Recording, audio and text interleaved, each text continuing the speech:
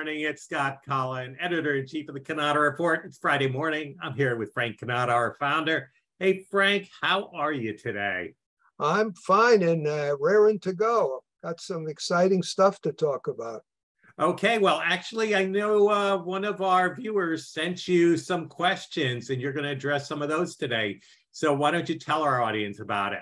Yes, Bill Frazier AIS in Reading, right? He's in Reading, Pennsylvania. Yeah. He sent us 4 questions, and each one of them is an excellent question, I think, for our audience. And I was so pleased. And I took a long time to get the information. In fact, I'm still working on getting information to 2 of the questions. And we'll be able to do that in a separate issue of the Fridays with Frank. But at any rate, today, we're going to address what Bill asked about Sharp. He starts off by asking us about the Sharp Foxconn relationship, short-term, long-term. Seems like Sharp has brought back some of their stock. Foxconn and Sharp will always be together. They're their semiconductor producer. That's first and foremost extremely important. One of the most critical aspects of our industry today is the availability of semiconductors. Foxconn is one of the world's largest producers. So why wouldn't you want to keep a close relationship? And the way Bill phrased it, he had heard or read that Sharp was buying back some of the stock, so put them in a stronger position. That's not unusual in any large corporation that's traded publicly. The more stock you share, the more power you have in terms of putting people on the board that will represent you. So it doesn't surprise me that may be going. I haven't been able to verify that, but it makes sense if they are. And I think no matter what happens in terms of the stock position, I don't think Sharp would ever want to rid the relationship with Foxconn. So I don't think, because Bill's question was short-term, long-term. I think it's strictly long-term. I don't see it as a short-term situation at all. And I think that Sharp values it highly because it really answers a big part of the second question that Bill had. We are a Sharp dealer that has navigated the pandemic, basically, and the supply chain issue. I've navigated that issue exceptionally well. Will they be able to continue to do this? Inventory, logistics is key features, and benefits take second place. I get it, Bill, and I know what your question is. Will they continue to succeed the way Sharp has succeeded? Let's share you with some information that we learned doing the survey.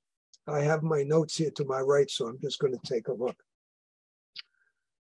Their average revenue per dealer is 8.1 million. From the standpoint of where they were 3 and 4 years ago, that's a good 25% higher than it has been. In terms of dedication, they normally run about 35 to 40% dedicated of the dealers. They've consistently been the highest in terms of level of dedication. That means a single A3 MFP product. This survey had 55% of the dealers saying Sharp only. That is amazing. Now, they got into bed with them and probably were carrying a second line. I mean, the 35 or 40% is a historic fact. But the rest, they had to be doing business with Sharp and somebody else in the A3 MFP area. And they finally realized, I can get product from Sharp. I can't get it from my other manufacturer or get it in a very haphazard manner, I'm going to dedicate. And so they have, and so they've done. So the end result is, for Sharp, they're cooking.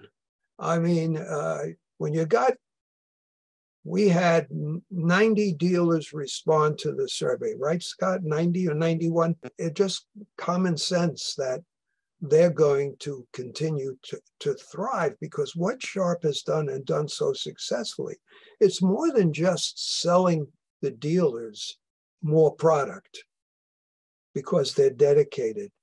Sharp dealers like doing business with Sharp. And once they get heavily engaged, they're engaged. It doesn't go away. I can't see for the life of me why all these dealers who made these decisions due to the situation in the pandemic say, oh, I'm going to go back and take up a second line. Now, Sharp doesn't make all the products necessary for a dealer, and we understand that. They're not into production. So sure, Sharp dealers could possibly have also have a different A4 line. Also, obviously, they would be using someone else for production print. That's fine. But in terms of their core business, they are going to continue, in my opinion, be dedicated to Sharp. Now, that's has to happen with a consistent product line, staying at the edge of the curve and providing the products that are needed, and obviously doing it in a manner that just goes well for dealers in terms of how they transition new products in and get rid of the old ones. But at the end of the day, Bill's concern is this long-term, short-term, is this relationship with Foxconn and Sharp? Absolutely long-term. I hope that answers your question, Bill. Have a great day.